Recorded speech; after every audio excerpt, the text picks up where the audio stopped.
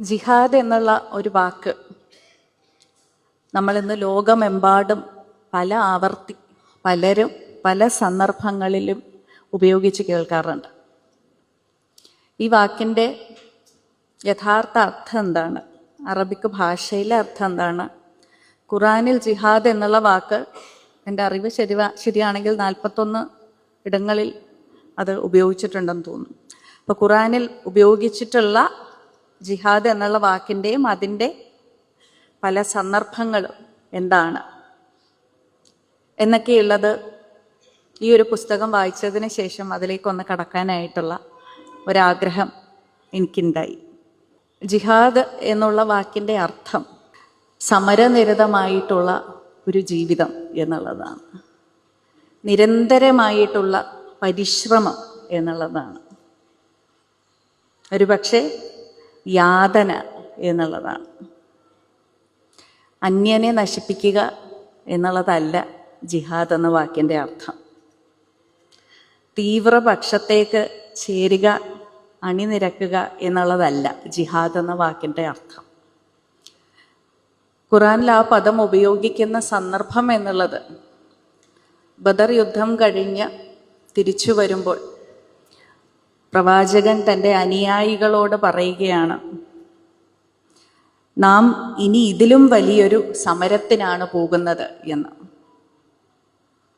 ബദർ യുദ്ധം കഴിഞ്ഞ് എല്ലാവരും ക്ഷീണിച്ച് തളർന്ന് ഒരു വലിയ യുദ്ധം ജയിച്ചതിന് ശേഷം തിരിച്ചു വന്നിരിക്കുകയാണ്. അപ്പോൾ പ്രവാചകൻ അനുയായികളോട് പറയുകയാണ്, നമ്മൾ ഇനി ഇതിലും വലിയ ഒരു സമരത്തിലേക്കാണ് പോകുന്നത് എന്ന്. അത് കേട്ടപ്പോൾ എല്ലാവരും ഇതിലും വലിയൊരു സമരമോ? ഇപ്പോൾ നമുക്ക് ആവശ്യം ഒരു വിശ്രമമാണ്. ഈ യുദ്ധം കഴിഞ്ഞ് തിരിച്ചു വന്നിരിക്കുമ്പോൾ ഇതിലും വലിയൊരു സമരം എന്താണ് എന്ന ആശ്ചര്യത്തോടു കൂടി അവർ കേൾക്കുന്നു എന്നാണ് അതിൽ പറയുന്നത്. അതിന് നൽകുന്ന ഉത്തരം, അതെ, ഇതിലും വലിയൊരു സമരമാണ്.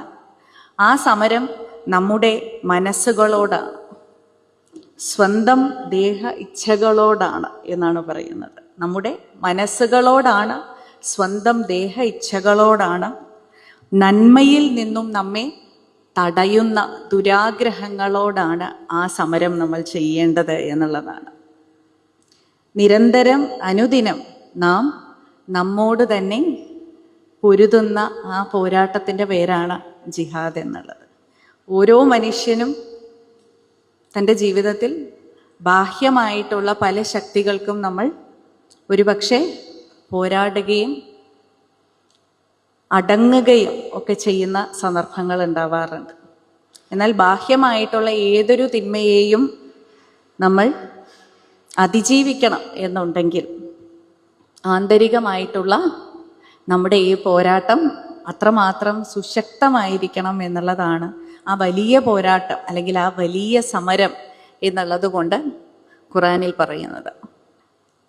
അൽ ജിഹാദ് അൽ അഷ്ഗർ, അൽ ജിഹാദ് അൽ അക്ബർ എന്നുള്ളത്. അൽ അക്ബർ എന്നുള്ളത് ദി ഗ്രേറ്റർ ജിഹാദ് എന്നുള്ള അർത്ഥത്തിലാണ് അതിൽ സൂചിപ്പിക്കുന്നത്. ആ ഒരു ദി ഗ്രേറ്റർ ജിഹാദ് എന്നുള്ളത് നാം നമ്മുടെ തന്നെ ആന്തരികമായിട്ടുള്ള പിശാചുക്കളെ എങ്ങനെയാണ് അതിജീവിക്കുന്നത് എന്നുള്ളതിനായി വഴിതെളിക്കുകയാണ് യഥാർത്ഥത്തിൽ ഓരോ മതവും ചെയ്യുന്നത്.